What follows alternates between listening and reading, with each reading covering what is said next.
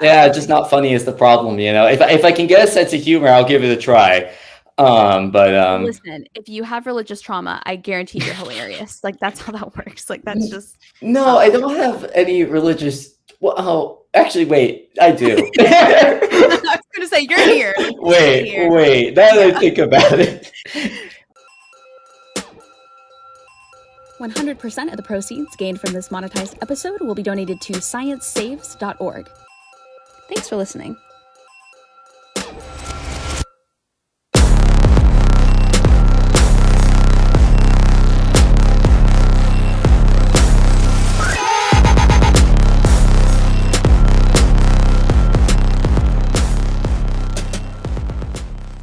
Anthony David Vernon, the man with 3 names. I love it. 3 first names. 3 first names. I'm worse than Paul George. I got my 3 first names. It just means like you have to be the writer of a sitcom. I feel like they always have 3 names. It's always like, Robert, David, Michael, or whatever. Yeah. Yeah. Yeah, just not funny is the problem, you know. If I can get a sense of humor, I'll give it a try. But Listen, if you have religious trauma, I guarantee you're hilarious. Like that's how that works. Like that's just no, I don't have any religious. Well, oh, actually, wait, I do. I was gonna say you're here. Like, wait. Now that I think about it.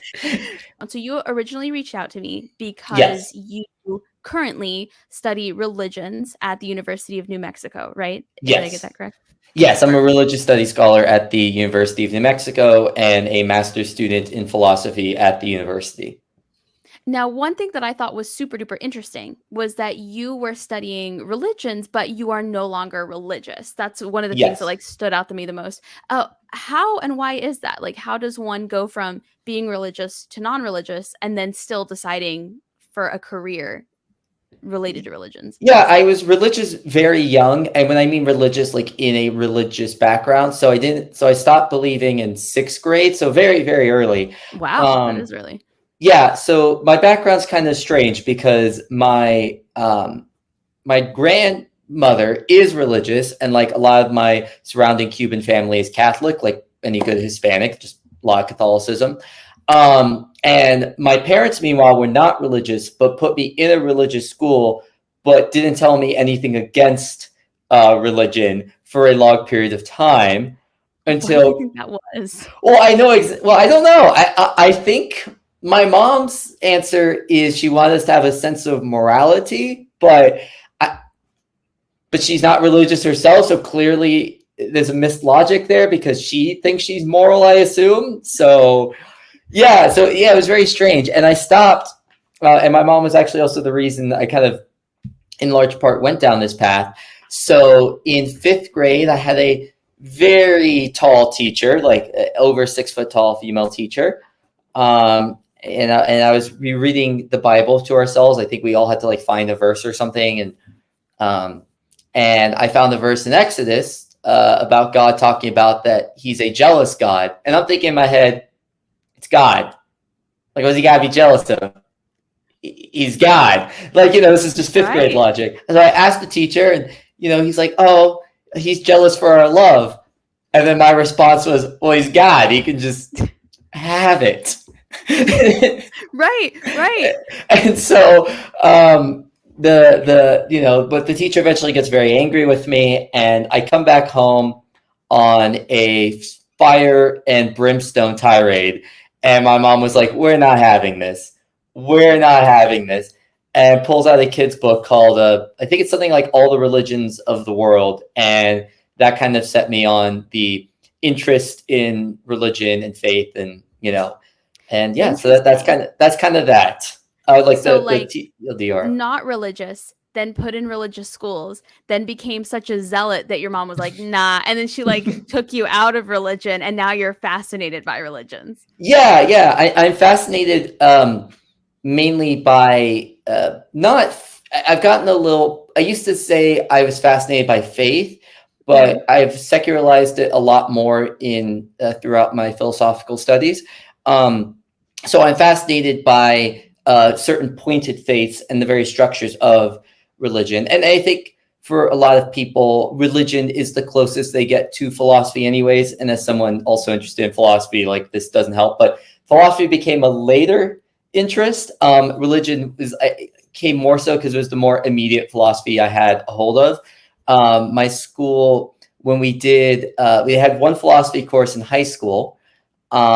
We watched, I kid you not, God's Not Dead. Was like, no. Yeah. Really? Yeah. And by this point, I was already out, but I kind of had to still like follow the motions because I was still in that same Christian school. Just, it was like a elementary, middle, high school sort of situation. Yeah. So, and I had to be like, yeah, that doesn't seem like a good rendition of an atheist. Like, that seems like a caricature. And the teacher actually agreed. So that was funny. That is funny. Yeah. And so it was that class, and then a lot of Thomas Aquinas. Was pretty much my only real influences of philosophy. Oh, and people, like a lot of the teachers were very dismissive of philosophy as a subject. Because what's the point of philosophy when you have Christianity, right? It already covers all the philosophical questions, right. At least the ones of, it gives you your epistemology, your metaphysics, maybe not your aesthetics, but maybe sometimes even if you're, it does. So so I came into philosophy later, but so I guess because having the philosophical tendency, but the only real access to philosophy that I had at my disposal was religion, because neither of my parents were particularly philosophical. My mom had some Buddhist texts in the house, and a copy of the Tao Te Ching. So I went more that direction in terms of just my religious studies. So I'm much more understood in the religions of Asia, being mainly Taoism, Buddhism, and Islam. Interesting. And do you find that, this was my experience, but I'm curious what your thoughts are. Do you find that when you have removed yourself from religion, like when you recognize that it really no longer applies to you, it's so much more fascinating to study? Like it's so much more interesting as opposed to like back when it was kind of threatening a little bit? I don't know how to answer that, because I think there's something gained and something lost simultaneously by studying religions without faith. So I'm not completely dismissive of theology. A lot of people are, but I'm not completely dismissive of it from an experiential point of view, because I do think there's something gained. Although I would completely agree, scholastically, theology has a lot of problems because it assumes like things already. It makes too many assumptions coming in, whereas religious studies has a lot less biases, or at least attempts to not to, but loses a very important aspect of religiosity, which is faith. So for me, I think the problem was that even when I lost my sort of faith, I still couldn't get to be fully comfortable because of the school environment I was in. My home environment, my abuela, my family, like, they didn't care too much. Especially not my parents, who weren't religious, and my sister, who is a hardcore atheist. Like she thinks she's at the sort of atheism of like, there is no possibility of God, that any and all definitions are invalid, where I'm agnostic because I think there's certain definitions that may be possibly true. I just don't know which is the case, if any are the case. Interesting. So so I didn't get to feel that like release because of my school environment. And actually, despite simultaneously being the troublemaker and class clown, because I was interested by religion, I was one of the most versed, if not the most versed person in my school on the Bible. And so a lot of the Bible teachers, I was amongst like always their favorite. And I even got to qualify for multiple missions trips with the school. That's cool. Yeah, so I did 2 separate missions trips to Nicaragua with the school, but I had to take it's a little messed up in a way. I had to take a "How much do you love Jesus?" test in order to get into. And so, like, these if you missions didn't trips. get to go, like, as a kid, that meant that you didn't love Jesus enough? Well, this was in high school. These were high school trips because we flew to Managua and stayed in a compound that had guards with AK-47s, a couple endangered subspecies of deer, a monkey on a chain. It was a whole thing. That's a rabbit hole and a half. The guy would wake us up in the morning with the ram horn, like the from the Old Testament. So it was certainly something. But yeah, I took a "How much do you love Jesus?" test in order to qualify for both of those missions trips. Where it wasn't a preaching mission trip. It was we're building homes missions trip, which is why I was interested. If it were like we're going to Nicaragua to proselytize, first of all, that's pointless. Everyone's already Christian.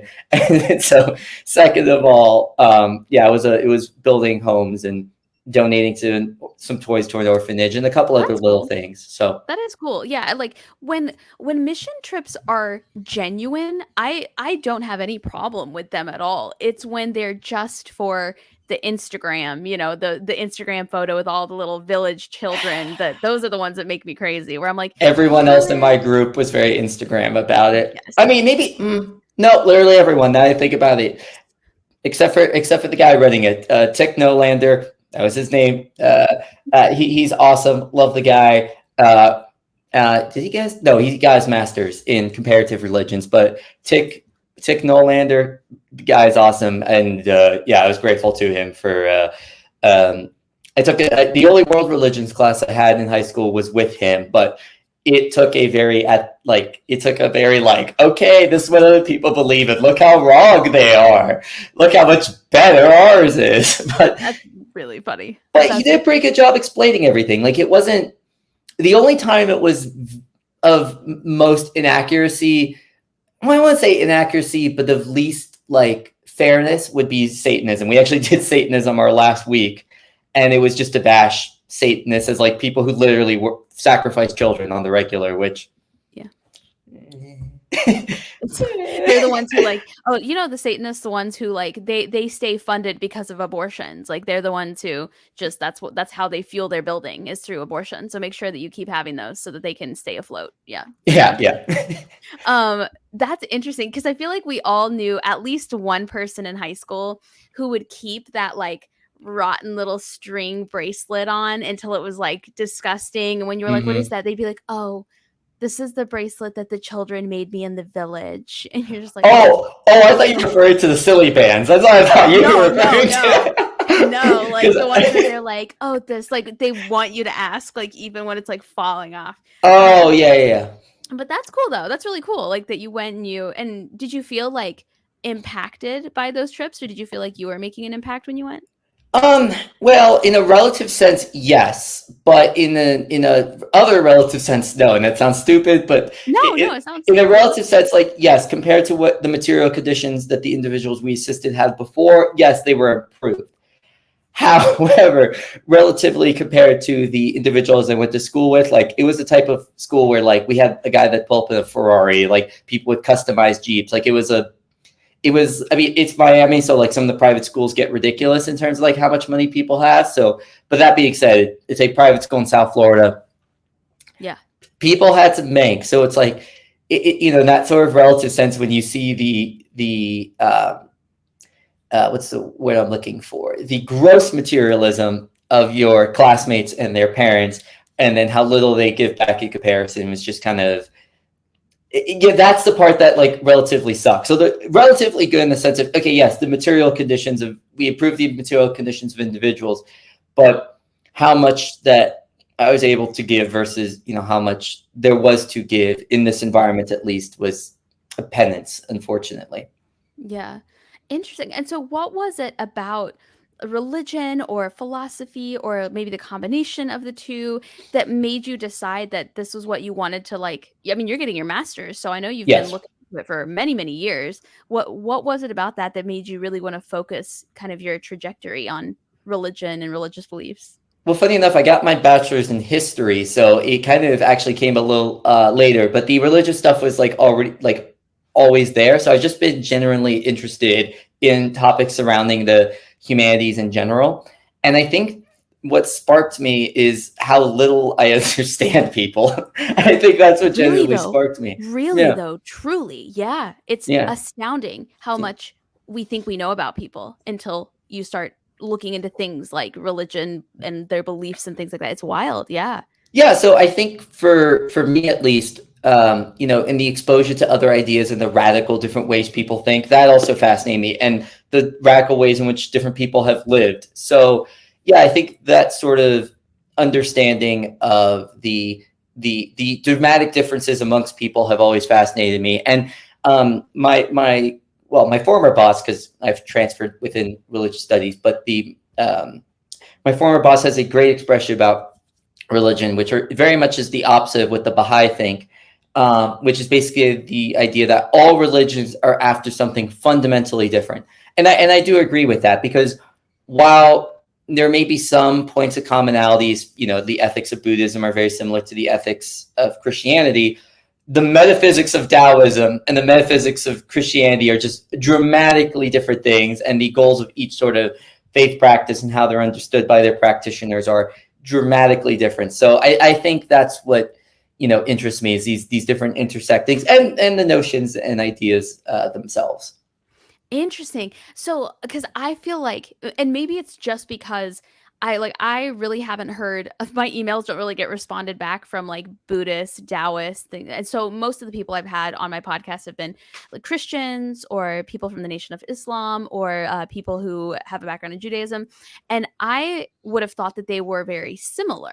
I would have thought that the outcome or the expected outcome is similar. But I suppose when you start to look at all of the world religions, that may not be the case. Yeah, I mean, they're right. The important thing to remember about, Islam, Christianity, Judaism, Rastafarianism, Mormonism, these are Abrahamic faiths, so they have a lot of similar origins. True. Whereas a lot of the Eastern faiths, at least if we're looking at China, right, two of them have kind of, similar origins. They come from the I Ching, which is a fortune-telling book. So the origins of Confucianism and Taoism come from the I Ching, which is a book of fortune telling.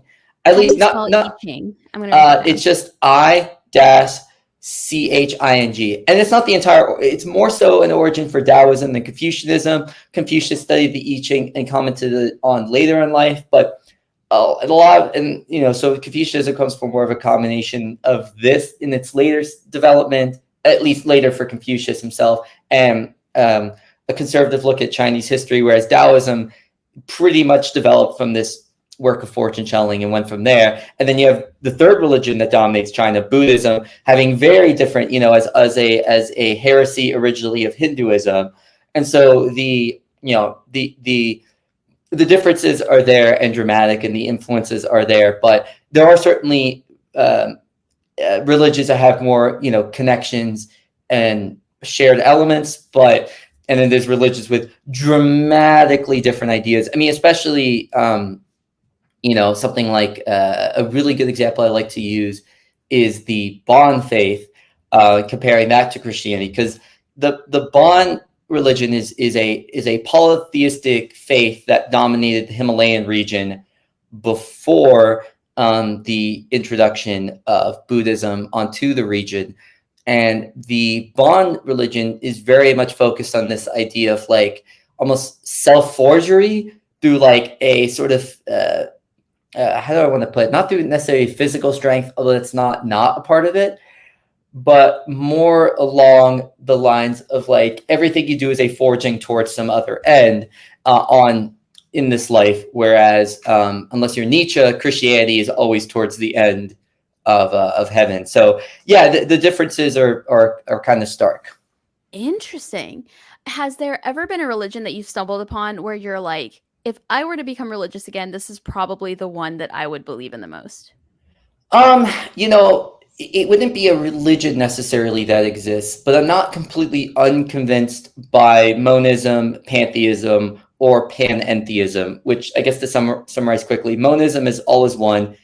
Pantheism is that all is interconnected, but not necessarily a unit of one.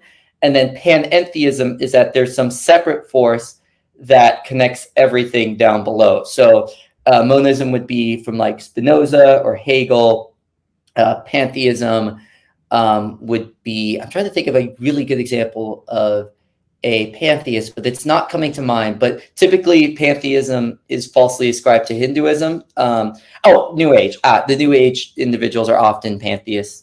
And then panentheism, the only example of this I know is from a Christian philosopher, Christian French phenomenologist by the name of Michel Henry, who's just, that guy's something. But yeah, so those are kind of the tracks if you're more interested. Would pantheism be like the Greeks and Romans, or no? That's a polytheism. Oh, right. Yeah. Did I say pan? Oh, I meant poly.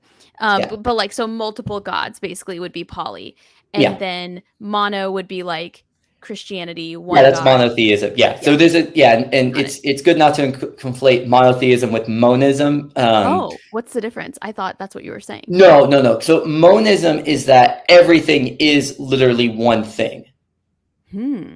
Right. So it's Parmenides is another very good example of this. Oh, I thought you were saying monotheism just really fast. No. Monism is because in monotheism, right?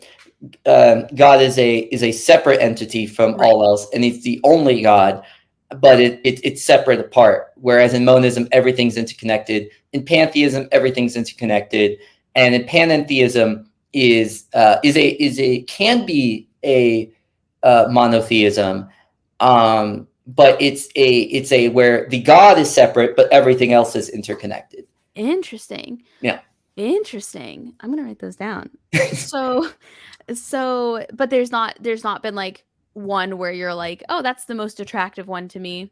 No. I mean, I would call myself like purely agnostic. I've gotten made fun of before because like you can't just be like actual centrist agnostic. You're agnostic this and like no, I'm self-prescribing myself. Like this is the most accurately I can do it. But yeah, I mean, I have trouble with picking either a theism or an atheism because I think both make the same fundamental error of objectivity, but in different directions. So, one is making the error of like they can absolutely outright assert there is a God, and the other can outright absolutely assert that there isn't. And I know, like, some atheists may be very mad at the way I'm defining this. I mean, like a hard atheist and a hard theist, right? I understand there's people who are softer atheists who would be more, open to the possibility of there being something called a God, but would still prescribe themselves as atheists. So I'm talking about like atheism in its most like fundamental form, not like the atheism of like I don't believe in Athena, but like and like an absolutist atheism when I'm using that term. Yeah. First of all, I want to make a sweater that says "soft atheist" just because I feel like that would be. But also, I'll make merch. But also, it's like it has to be soft. It has to be cozy, made out of like the Tempur-Pedic mattress material. Yeah, like the purple mattress. Yes. But also, as someone who considers myself like a pretty staunch atheist, I wouldn't say like hard atheist because I'm not going to tell people who don't ask, but right.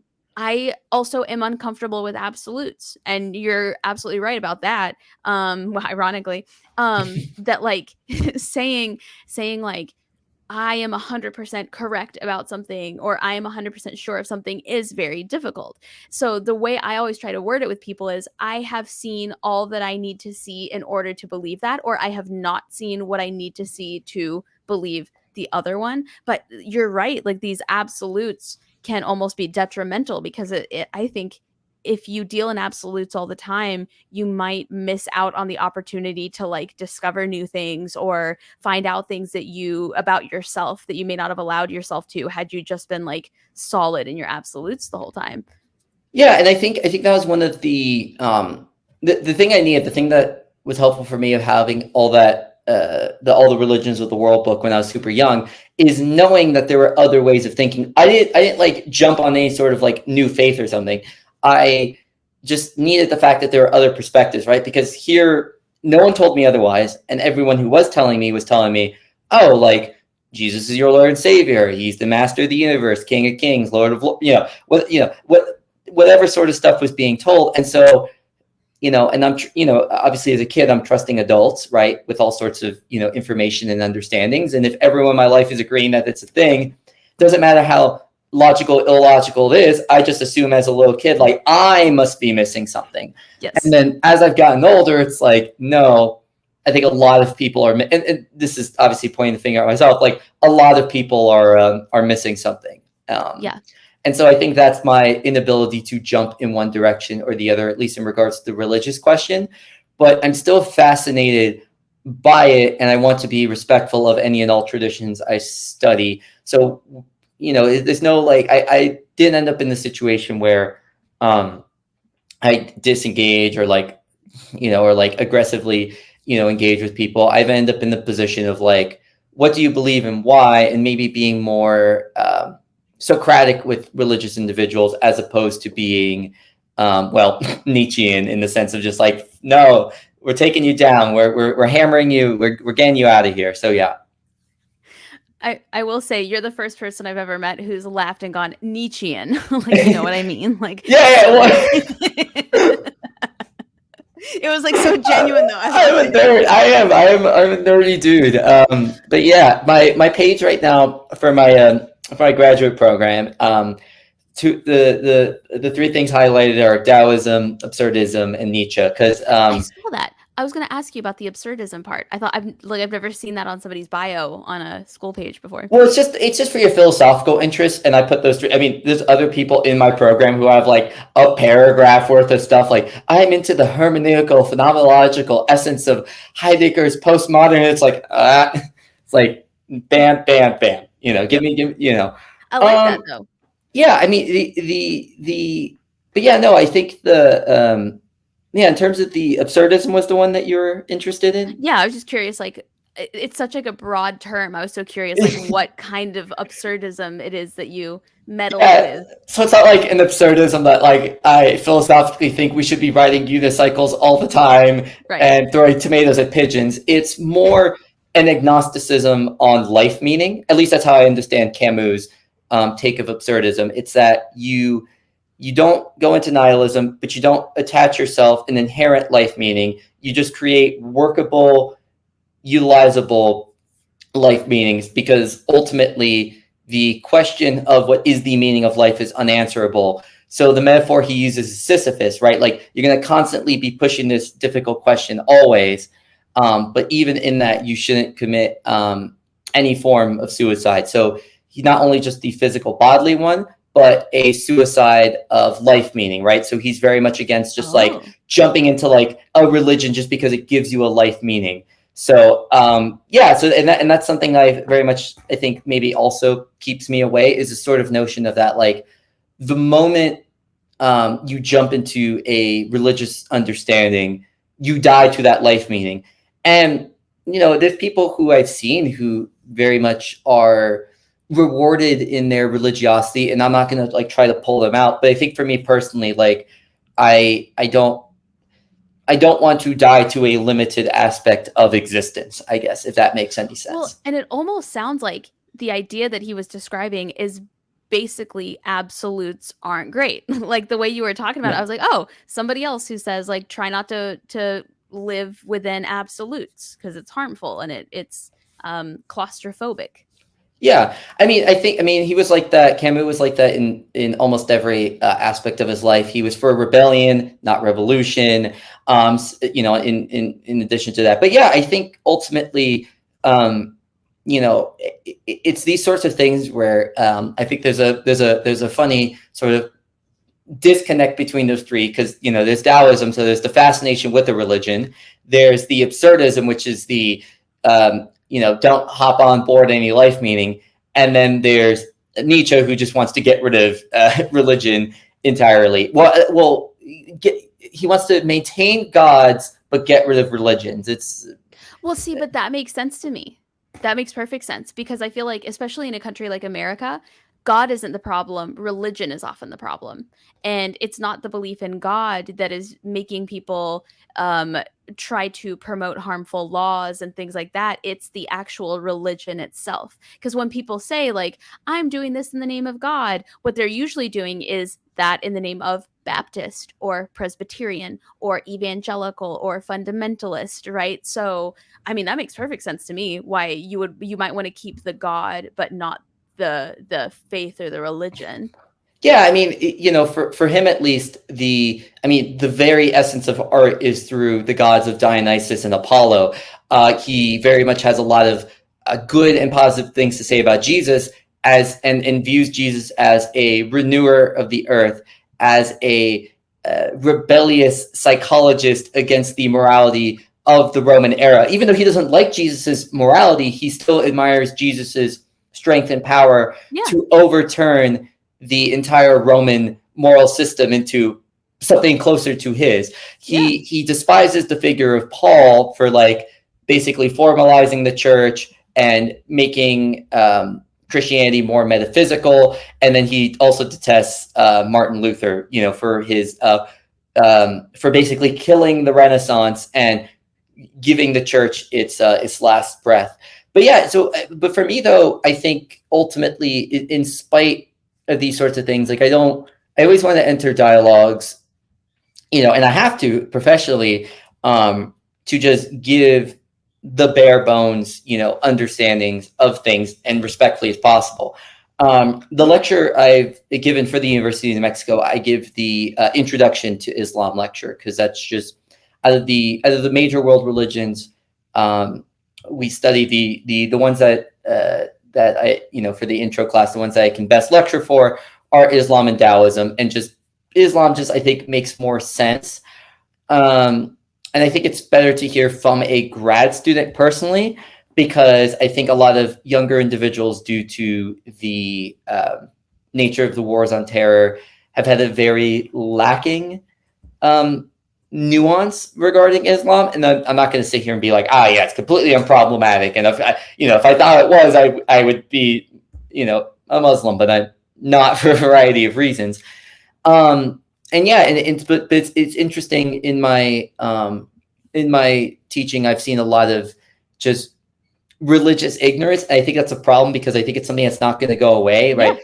I'm not here to stomp out religion as a religious scholar. I want people to know about religion so they can figure it out for themselves and actually have a nuanced understanding. And at least in my approach, I think that's actually, if your goal is to really like turn religion into the secular, I think the best approach is to be more scholarly about it, as opposed to, you know, just trying to be like, your myth is stupid. Like, I'm not a very big fan of most of the new atheists, because I think their critiques are weak, because it's just like, funny myths are funny myths. They're, you know, whereas a guy like Nietzsche points a lot more to the psychology of the religious, and I'm much more interested in that aspect of like the religious psychology, as opposed to concerning myself with whether these claims are true. I don't think these claims are true for the most part. The more fantastical ones, like, yes, King David existed. I'm pretty sure the Buddha was a guy. But, you know, when the Quran is like, oh yeah, the sun sets in a mud pit, I'm not convinced. I feel like I need more evidence, is all I'm saying. No offense. Yeah, no, absolutely. And also, one of the things that I've learned through interviewing people, because this is depending on the order I put these out, and this might be like episode 81 or 82 or something like that, is that it's a lot harder to make fun of like Christianity and stuff like that when you've met two types of people who were genuinely harmed by it and left it because like it was psychologically and mentally like harmful for them, or people who are in it still and they're immersed in it still, and they truly believe that Revelations is true, and they truly believe that there will be a rapture, and there's like a fear there. So to say like, oh, that's a silly, goofy belief, it's like, actually, it's pretty dark and scary and horrible, and there's a lot of ambiguity in terms of like who's doing what correctly and whether or not you're actually making it. So it's a lot harder to be like derp like Christianity. Even there's a third type that I'd even add to that, which is the Sunday school Christian, the naive type, the type that like hasn't questioned it. And you know, I love my best friend. I've known since second grade, but he is a Sunday school Christian. You know, he is never like, you know, I asked him one time, like, okay, you know, what does Christianity mean to you? He's like, well, Jesus is my Lord and Savior. I'm like, okay, what does that mean to you? And a lot of the answers just repeated in the Sunday school fashion. And yeah, there's something I feel bad about that too, because it's, I mean, it could be one of two things. It could just be a genuine naivete of the individual, or it could just be the individual not wanting to burst their bubbles because they've built large aspects of their understanding, or that like the ready-made Christianity has offered a lot of ease and simplicity about thinking. And so for me, like, I'd rather be an exposer in all those cases, because I think in all those cases, right, I think exposure is helpful for the person who's been psychologically damaged. I think there may be some hope in understanding that other religions have different psychologies around them, have different understandings, and that, like, you know, if religion's not going to go away, that, hey, like, it's not all, they're not all hopeless and detrimental and destroying. I think for the individual that believes in revelation, they may be able to work their way out of the headspace, hearing that all these other religions have their own apocalypses, or maybe that might, you know, steep them deeper. But nonetheless, there's still that possibility there. And even if the apocalyptic nature of other religions reinforces their own, there's still a potentiality of there being less hatefulness towards other practices, potentially, no matter what. Yeah. And I think that's one of the concerns I've learned as a religious scholar, is that, like, there are, due to lack of exposures to religion, there are individuals who are very hateful of individuals of certain religions. I picked the topic because as part of my course, I got to pick the paper topic, and it was the role of women in Taoism and Islam, you know, as the religious tenets. And my God, I mean, I obviously will not name any names, but there were students who put down stuff that women are lower than animals, and there's just like a series of just, like, you know, racist and xenophobic comment after xenophobic comment. And, you know, I'm not going to say that there isn't a higher amount of misogyny in the quote unquote Islamic world at large, but this is not the understanding of how the religion works, you know, as a matter of belief. There's a lot of, it's not to say that there are no religious elements that are at play,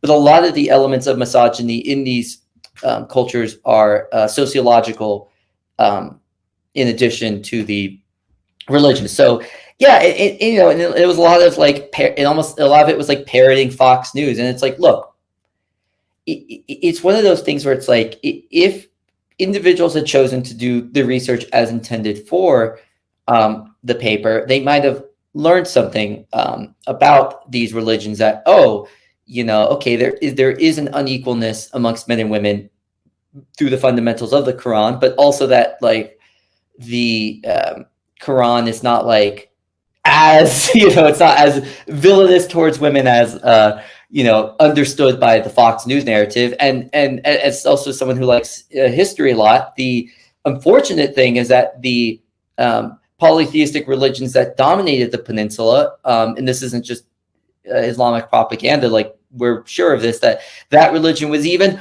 more misogynistic. You know, Islam was comparatively progressive, and the first follower of Islam was a woman, Muhammad's wife. So yeah, so that's another aspect of religion that fascinates me. It's like, I'm so fascinated by the diversity of thoughts of people, and then I'm simultaneously fascinated by, like, how much other people don't think about it simultaneously.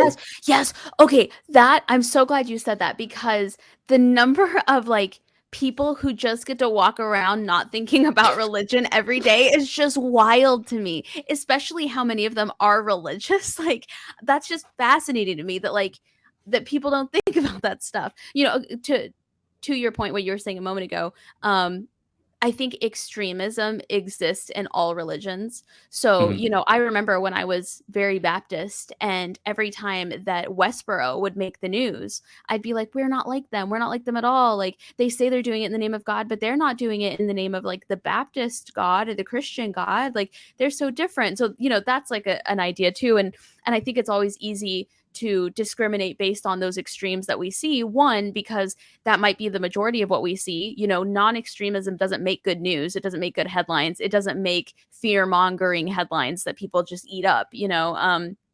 Like I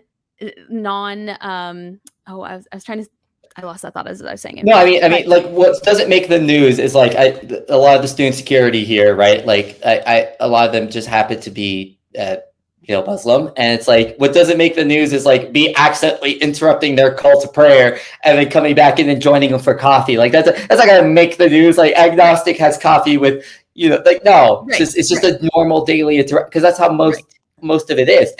And to me, it's interesting on the point, because you talk about how people don't think about it despite believing it, right? For me, I find that interesting. It's like, oh, so this is the thing that fundamentally organizes and builds your life. Yes. But also, you seem simultaneously also unaffected by it in a weird way. Yeah. To me, like I think about religion so often that it probably like looks insane. Like, right? It probably looks insane. Like it's just so wild to me, the different things that people, and when I say wild, I don't even mean that disrespectfully. I just get my mind boggled on a daily basis by religions. Some of the religions I've known about my whole life, and I just, for whatever reason, I learned something new about them. But just the idea that like people are just walking around, even just in the United States, just walking around not thinking about it. It's just, I don't know what that's like. Yeah, I mean, I think for me, like I am pretty varied. I mean, a lot of them are academic interests, but nonetheless, you know, my mind is on academic notions a lot, not just a religion, thankfully. Yeah. But I think, you know, ultimately, even given that my understanding of certain faiths is stronger than certain individuals who claim to be practitioners of the faith. I mean, maybe not. You know, I wouldn't say like. What's the word I'm looking for? You know, I've had a lot of mainly Christian friends because I've, you know, even though I've studied in different areas more, I may have had more academic study. Like there's nothing that's going to be a personal understanding with the religion. So, and you know, a little bit of academic stuff with Christianity. It'd be insane if it just didn't happen, obviously, given the fact that I'm clearly American by the everything. But yeah, where like I have friends who are like, oh yeah, I am a Christian, I'm a believer in Christ, and I'm more solidly understanding of the thing that supposedly guides their life. And it just that boggles me. It's like, is this to me, it seems like if this is the thing of actual most importance to you, you do more about it. And I think I've always thought that has more to do with the fact that we have actually read the Bible. And I think when you actually read the Bible and you hear a lot of what's in it, it's just very surprising, and it just sticks with you for a long time because you're like, man, like that's so odd. Like, I don't remember learning that in church. I don't remember hearing that in Sunday school. I don't remember that being part of the devotionals. And I think that's why it's with us a lot more, because I have personally found, I'm not quoting a statistic I read anywhere, but I have personally found that more of the people, out of all the people I know who have read the Bible, who have actually read the Bible, the majority of them are not religious. And they're not religious because they read the Bible, or they paid a lot more attention to what it said after becoming non-religious and finished it and was like, whoa. I think people who are very religious, I don't think it's on purpose. I don't think it's like, la, la, la, la, la, I'm not going to read it. I think it's, I've got my whole life to read it. I believe in the word of God, like Jesus will take care of me. So I don't necessarily need to read this verbatim to understand it because my faith is in God.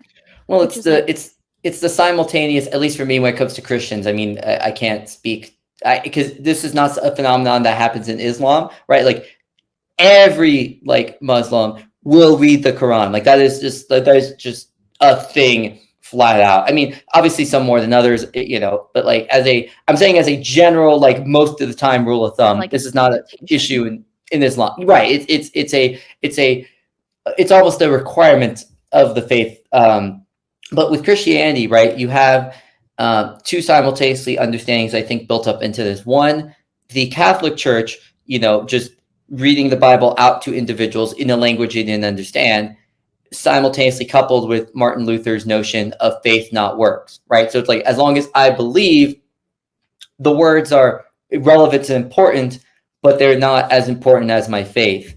And I think those two things guide the sort of American trajectory away from reading the Bible. Interesting. And now with you personally, you mentioned that you had some stories that you wanted to share from like your personal experiences. Yeah. Well, I mean, I think more or less, I had another point in mind.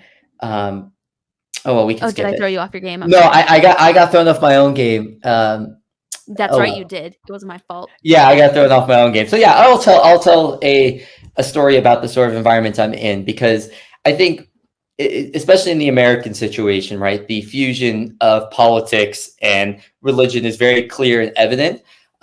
we've had to start addressing Christian nationalism in our Christian lectures, just because it's becoming such a prominent thing here and in France, amongst other places.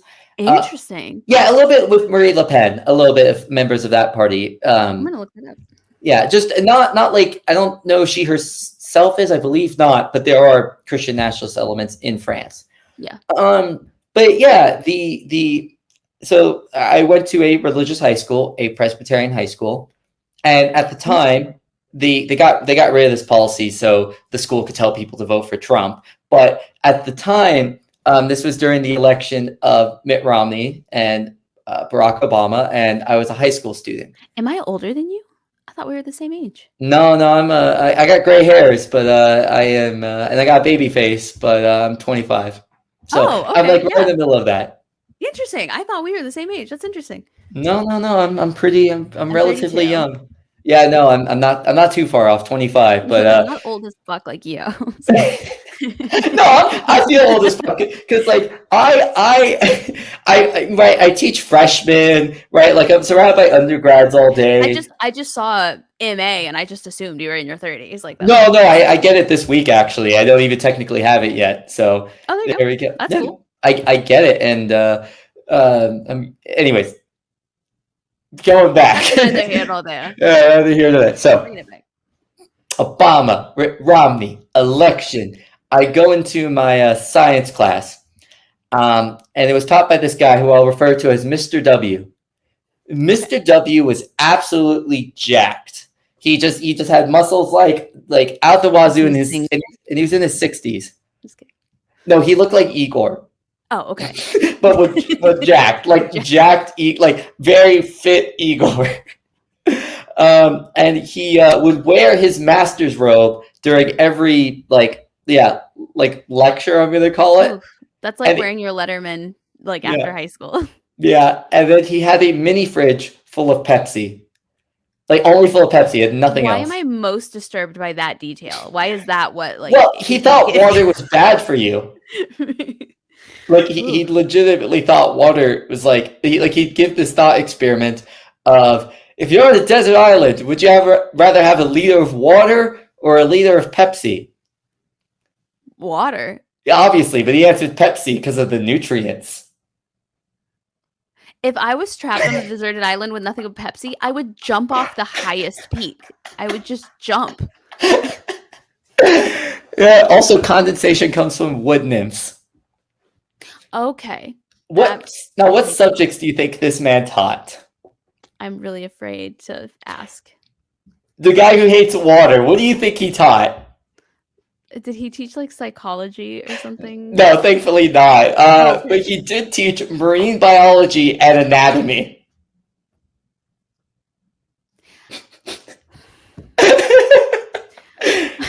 That is infuriating. So this is the person I'm coming into the room with, right? Okay. And we had the policy at the time at the school that teachers weren't allowed to, advocate for certain candidates, right? Because we have 18-year-olds and whatever. They at the time believed that students shouldn't be swayed by their teachers.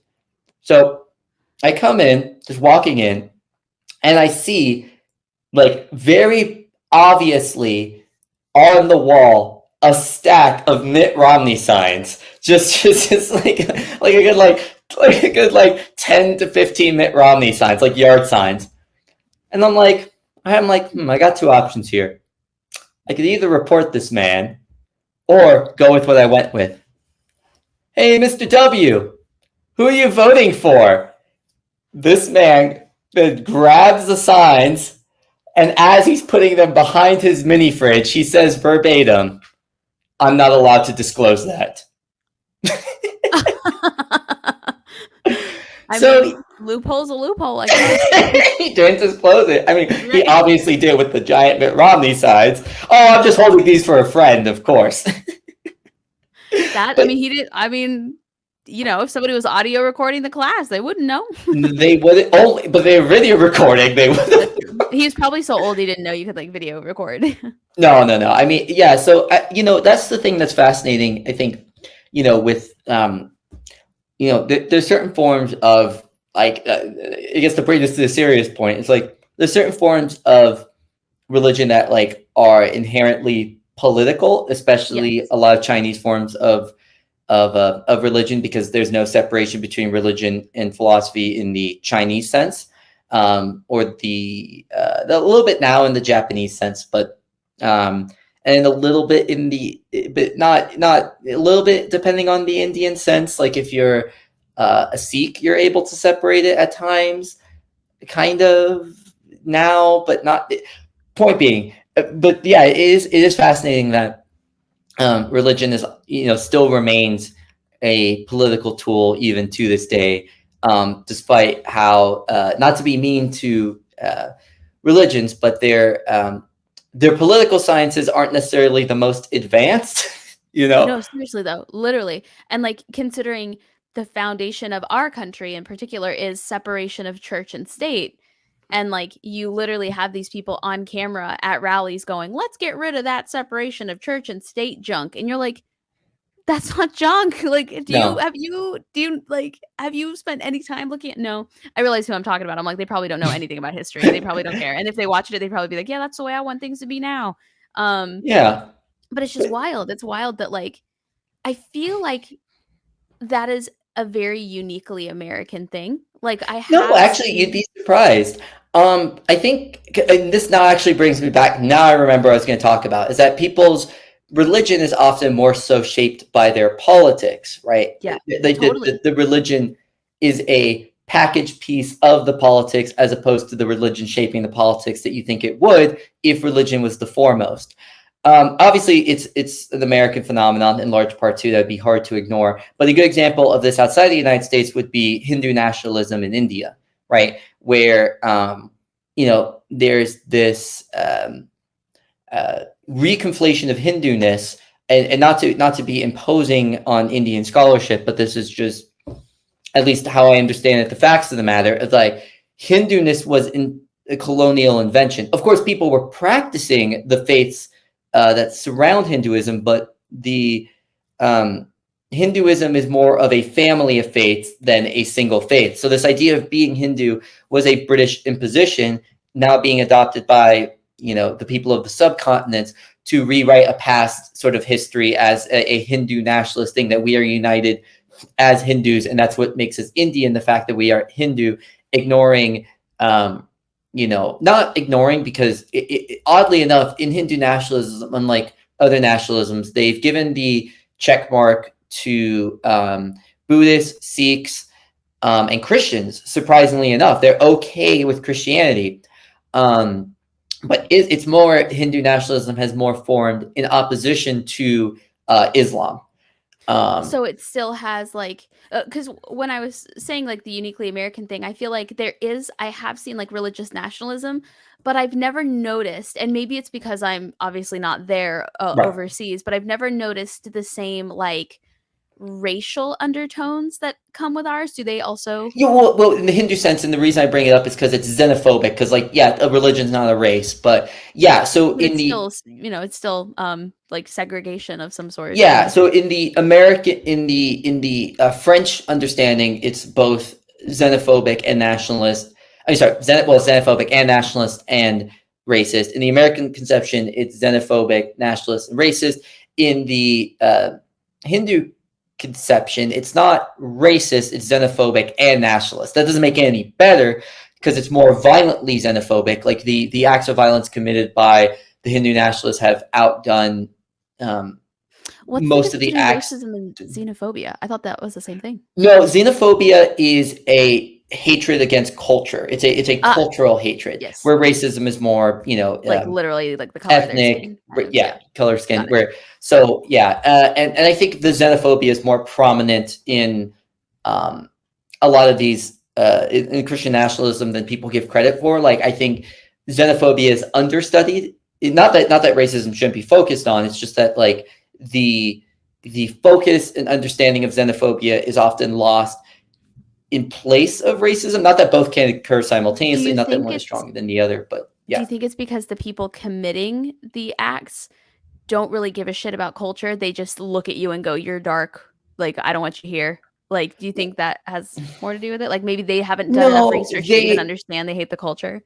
well, maybe they don't understand it. I'll give you that last point, but I think there's a lot of things said by them very explicitly, like we want Americanness. This is America. I mean, one of my favorite things, I can't remember where it was from, but it was this guy being like, we don't speak any foreign languages here in America. We speak English. I mean, it's just like, nice try. But what do you, sir? What do you think they speak in England? First of all, American, of course. They took our language from us too. But no, yeah, there's very pointed cultural things that are explicitly said, but the connection is not really made outside of like the right-wing intelligentsia. Like, I mean, this is, I mean, and it's becoming more like in front of the mind on culture, right? Where it's like woke culture, right? So it's like there's a cultural consciousness arising in the right. Like they're finally, what was more explicitly said but not explicitly realized is becoming explicitly realized as a cultural critique. And the religious aspect of that is that like I don't want to reduce religion to culture, but it also is in large part often a cultural thing, right? Like I mean the statistics of and Aaron Ra points to this a lot about how the likeliness of believing a religion shouldn't be based upon its geographic location.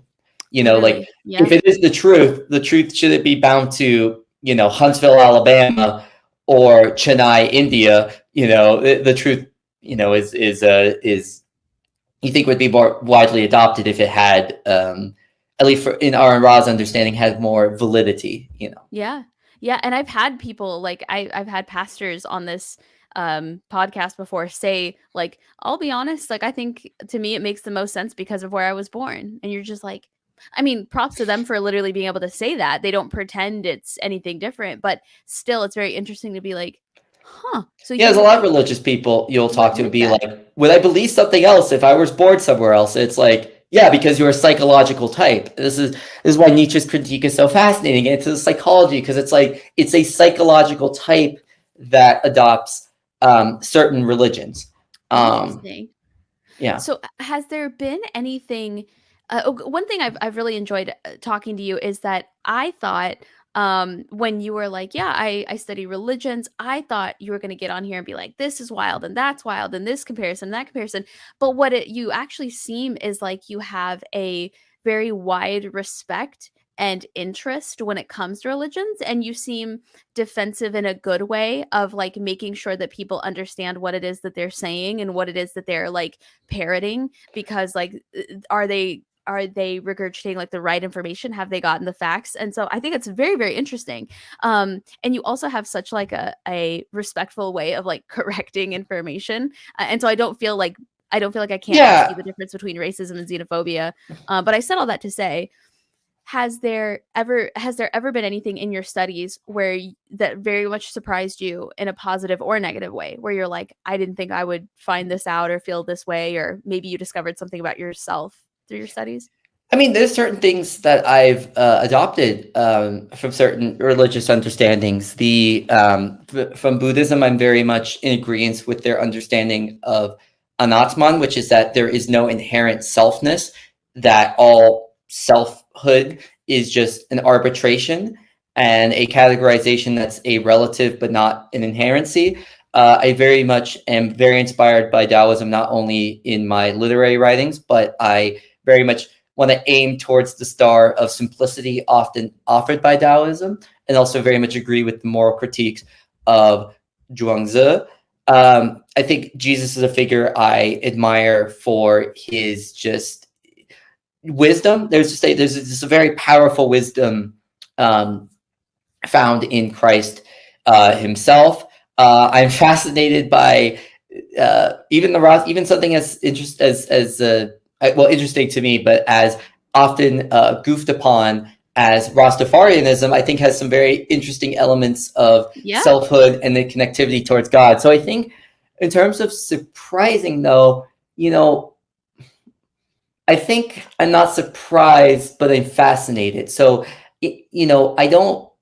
I don't get that feeling. It's not, for me, the things that awe and surprise me are like the natural world, and obviously that's an arbitration, but waterfalls, trees, mountains, hills, like I'm an avid hiker. So that's like, those are the things that put me in awe. The religious stuff fascinates me. It's like, it's like, I want to explore it, right? In the same way that like, someone may go, mining for treasure. For me, and I know this sounds so corny and pretentious, but it's like mining for knowledge is my treasure. But no, but really though, like it really though, there's like a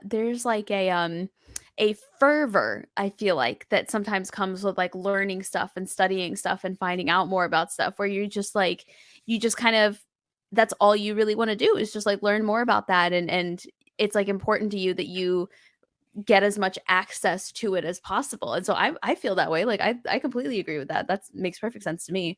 Yeah. And in terms of the respectful stuff, right? Like, and I think being truly respectful does include properly criticizing things, right? Like, I would be disrespectful if I were pretending some other position where I'm like, yeah, the sun pit, like, like that is the sun in the mud pit, like, right.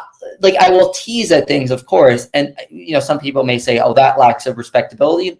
Maybe. But I mean, ultimately, I think you could still be respectful within criticism. And, when we get down to it, right, like, you get me out of the teasing mode. Like I find Ibn Arabi like extremely fascinating as an Islamic figure. Like he's, the one I find the most, interesting, his whole unity of being is a very, there we go. That's an example of a pantheist. There we go.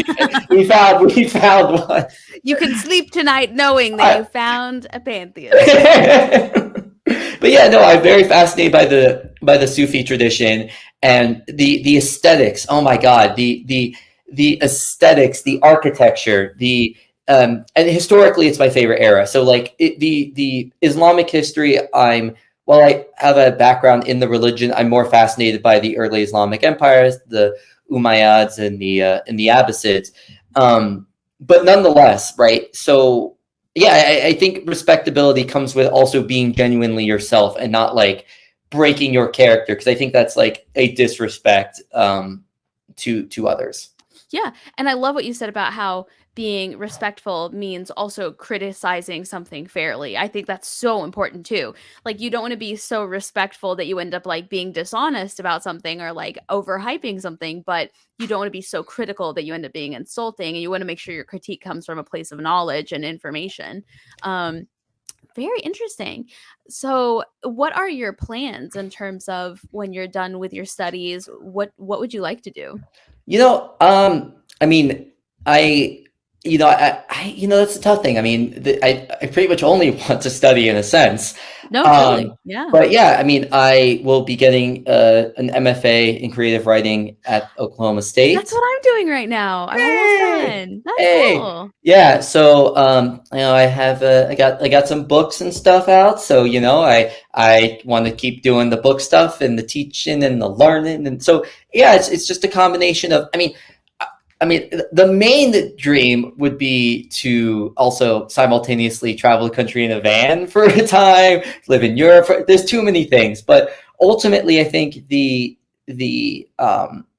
unity of all those things is just being someone who explores the world. And exploring the world obviously does include to going to the places of the world, but I don't necessarily want to go to empty places in a sense. And so that's kind of, I think that's kind of if I had to put in a nice little bow, that would be kind of how I, understand my future, as vague as that all sounds. No, that makes perfect sense. I like how you put that. You don't want to go to empty places. Does that mean you're done with your MA like literally in a week? Literally in a week. Because I just put it together. I'm like, wait, it's May. Wow. Yep. And then you moved to Oklahoma? Then I moved to, the thriving metropolis of Stillwater, Oklahoma. I'm going to say, oh boy, good luck. Somebody from the Ozarks. Good luck with that. No, I'll be an hour north of OKC and an hour east of Tulsa. So there will be access to civilization if need be. That's good. Awesome. If you had any advice for people who maybe they are religious, but they're not sure if that's where they want to stay? Maybe they've recently left religion, but they're not sure, like, are they atheist? Are they agnostic? How to identify? What would you say to somebody like that? What would your advice be? I mean, and I sigh because it seems pretty evident from the academics. So I do have my biases here, but just read some other stuff. I mean, at least for me, I think you could start with the easiest religious text could be the Tao Te Ching. You could, read something as simple as like a biography on Muhammad that's short, if there's, but from Karen Armstrong's it's favorable, but it's interesting. So yeah, I think for me, the places to start is gaining new knowledge of religion, surprisingly enough, because you did say all three categories. And that doesn't mean you have to jump in immediately like, so you've just renounced your faith.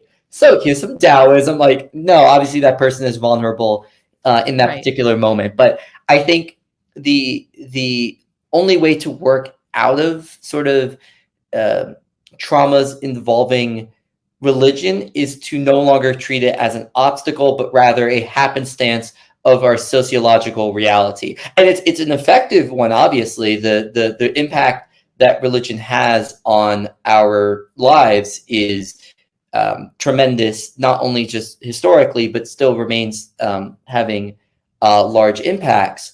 So, but I do think nonetheless, there is a clarity in understanding other faiths, because one lets you know you're not alone, and also clarifies that there are tons of people asking the same questions with the same concerns. That people, it's hard to know why religion was originally invented. I mean, there's two really solid theories of it, but nonetheless, in part, a lot of people came to religion for a comfort, and then when it loses that comfort, it's often easy to forget. It's often easy to forget like the goods that came with religion, and why this thing has been so influential when it has put you in particular in a dark place. And to know that religion doesn't have to have a stranglehold, because there's no religion that's conquered the world. So there's no religion that has to conquer you personally. Interesting. I really like that. Have you by chance read Why We Believe in Gods by Dr. Andy Thompson? No, I have not, but you should. It's a small, quick read. It's like, I read it, I think, in like a day and a half. So good. It's literally like the empirical evidence to support, like, over time in history, the development of human beings and like the human brain, and like how that led to it being easy to believe in gods. It's very, very interesting. Yeah, I think you'd really like it. I have not read that work. No. Yeah. He was also on a past episode, so let me know if you want the link. I would love the link. There we go. Yeah, and then where can we find your books? They're on Amazon. If you want us to, we don't have to if you don't want us to. I mean, I would be against it necessarily, but yeah, no. Do what? Links in the description, sort of thing. Yeah. Because I got two. They're hybrid works of poetry, fiction, and philosophical prose. So awesome. One's on death as an assumption. The other is on putting love as the middle point between sort of like one night stand seductions and like companionship. So it kind of it disassociates love as either, because love is understood often as like a seduction sort of thing, or as a companionship sort of thing, and it's kind of like separating those two, and not turning love into necessarily the virtue in the Aristotelian sense, but just putting it as just the mean. Interesting. One thing I appreciate is I feel like you don't do anything or write anything or say anything without like thinking about it for a very long time beforehand. It's not just like love stories or love poems. It's like there's a very specific type and like style and like reason and purpose behind it. I like that. That's cool. Yeah. That's very cool. Well, I want to be respectful of your time, because I realize no, you've been great with my time. I was gonna say, honestly, I enjoy conversations of this sort. I mean, I've had a good time. Yeah, well, I would love to have you back. I was writing down like topics that I could ask you about, because I feel like you could talk about for like a full hour. So if you if you're down, I would love to have you back for I another am episode. down.